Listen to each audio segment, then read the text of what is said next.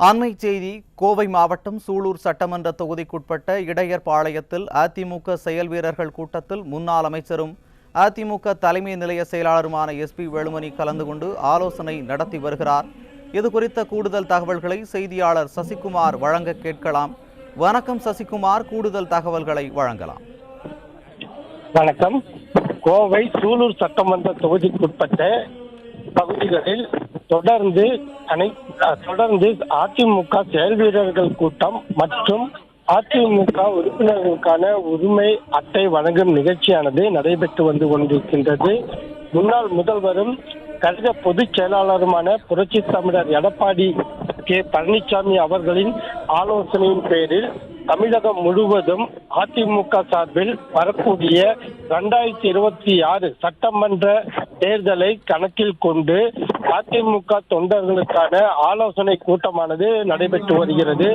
அதன் ஒரு பகுதியாக கோவை மாவட்டம் சூலூர் சட்டமன்ற தொகுதிக்குட்பட்ட சுல்தான்பேட்டை மேற்கு ஒன்றியத்துக்குட்பட்ட அதிமுக செயல் வீரர்கள் கூட்டம் மற்றும் அதிமுக உறுப்பினர்களுக்கான உரிமை அட்டை வழங்கும் நிகழ்ச்சியானது சூலூர் சட்டமன்ற உறுப்பினர் VP கந்தசாமி அவர்கள் தலைமையில் நடைபெற்று வருகிறது. இந்த ஆலோசனை கூட்டத்தில் கலந்து கொண்டு முன்னாள் அமைச்சரும் அதிமுக தலைமை நிலைய செயலாளருமான SP வேலுமணி கழக தொண்டர்களுக்கு ஆலோசனைகளை வழங்கி வருவதைத்தான் நாம் தற்பொழுது பார்த்து கொண்டிருக்கின்றோம். அது மட்டுமல்லாமல் வரக்கூடிய தேர்தலில் முழுமையான வெற்றி, கடந்த சட்டமன்ற தேர்தலில் கோவை மாவட்டத்தை பொறுத்தளவு கூடுதலாக அவிநாசி சட்டமன்ற தொகுதியும் சேர்த்து 11 தொகுதிகளுக்கு 11 தொகுதிகளையும் மிகப்பெரிய அளவில் மாபெரும் வெற்றியை அதிமுக பெற்றது. அதே வெற்றியை மீண்டும் தக்க வைப்பதற்கான நடவடிக்கைகளில் அதிமுக தொண்டர்களுக்கு ஆலோசனை வழங்கி வந்து கொண்டிருக்கின்றார்கள்.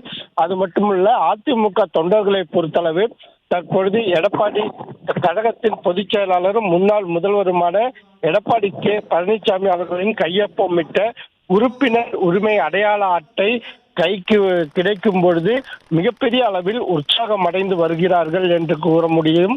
அது மட்டுமல்ல, இந்த ஆலோசனை கூட்டமானது அதிமுக தொண்டர்களிடையே ஒரு புது உத்வேகத்தையும் ஆர்வத்தையும் மகிழ்ச்சியையும் ஏற்படுத்தி தற்பொழுது களத்தில் இறங்கி பணியாற்ற ஒவ்வொருவரும் ஆர்வமுடன் காத்திருப்பதாக தெரிவிப்பதை நம்மால் பார்க்க முடிகிறது. இந்த ஆலோசனை கூட்டமானதுதான் தற்பொழுது நடந்து வந்து கொண்டிருக்கின்றது. அதை நம் நேரலையில் பார்த்து வருகிறோம்.